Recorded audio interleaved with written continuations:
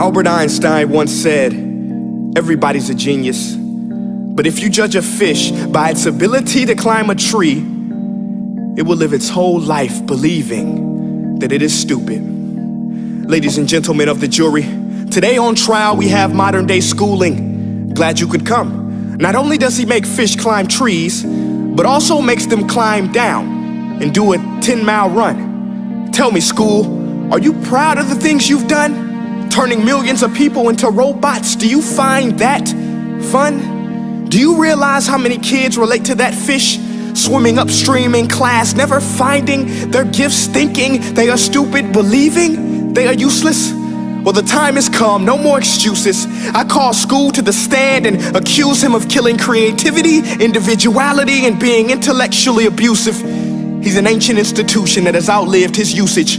So, Your Honor, this concludes my opening statement, and if I may present the evidence of my case, I will prove it. Proceed. Exhibit A. Here's a modern day phone. Recognize it? Here's a phone from 150 years ago. Big difference, right? Stay with me. Here's a car from today, and here's a car from 150 years ago. Big difference, right? Well, get this. Here's a classroom of today, and here's a class we used 150 years ago. Now, ain't that a shame? In literally more than a century, nothing has changed. Yet you claim to prepare students for the future? But with evidence like that, I must ask, do you prepare students for the future or the past? I did a background check on you and let the record show that you were made to train people to work in factories, which explains why you put students in straight rows, nice and neat, tell them sit still, raise your hand if you want to speak, give them a short break to eat, and for 8 hours a day, tell them what to think. Oh, and make them compete to get an A letter which determines product quality, hence grade A of meat. I get it. Back then, times were different. We all have a past. I myself am no Gandhi. But today, we don't need to make robot zombies. The world has progressed. And now we need people who think creatively, innovatively, critically, independently, with the ability to connect. See, every scientist will tell you that no two brains are the same. And every parent with 2 or more children will confirm that claim. So please explain why you treat students like cookie cutter frames or snapback hats, giving them this one-size-fits-all crap. Watch your language. Sorry, Your Honor, but if a doctor prescribed the exact same medicine to all of his patients, the results will be tragic. So many people would get sick, yet when it comes to school, this is exactly what happens, this educational malpractice, where one teacher stands in front of 20 kids, each one having different strengths, different needs, different gifts, different dreams, and you teach the same thing the same way? That's horrific.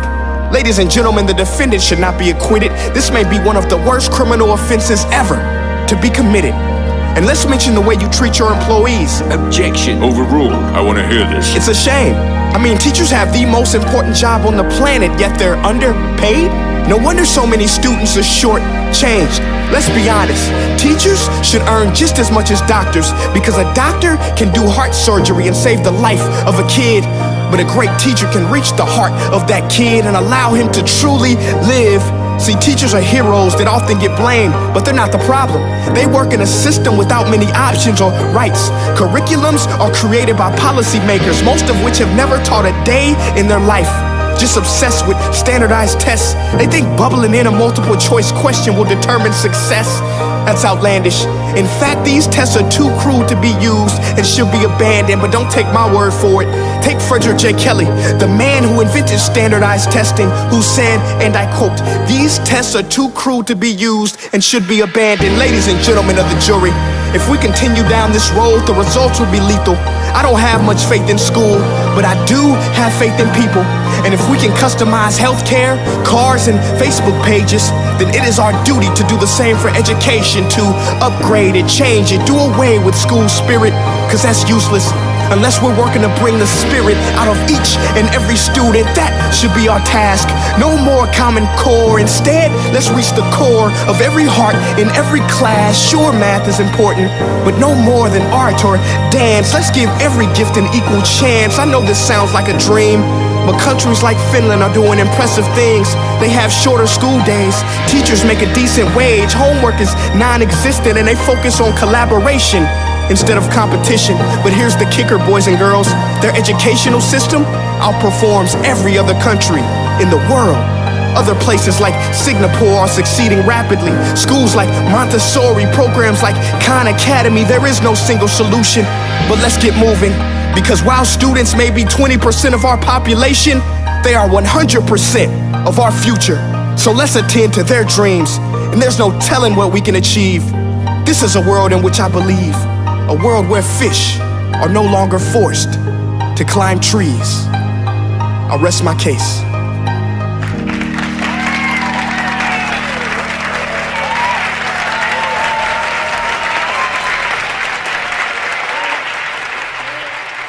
Jadi, what will you do? Do like I do lah. Do like I do. Like I did. Mengapakah kita selalu berjauh hati, selalu sendiri dan terasa hati? Apakah kita tak sehaluan lagi? Berat bagiku, berat bagiku.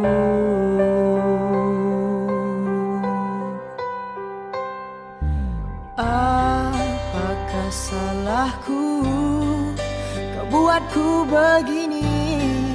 Selalu sendiri, tinggal sendiri. Cinta yang ku pinta kau balas dengan dusta.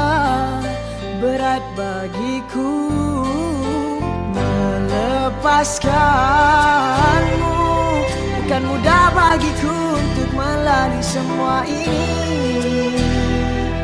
Bagilah kenangan kita mengusik jiwa dan hati. Kala malam tidurku tak lena mengenangkanmu. Cuba pertahankan separuh jiwaku hilang, ikut terbang bersamamu. Episod cinta hitamku kini berulang kembali, berulang kembali menguasai diriku ini.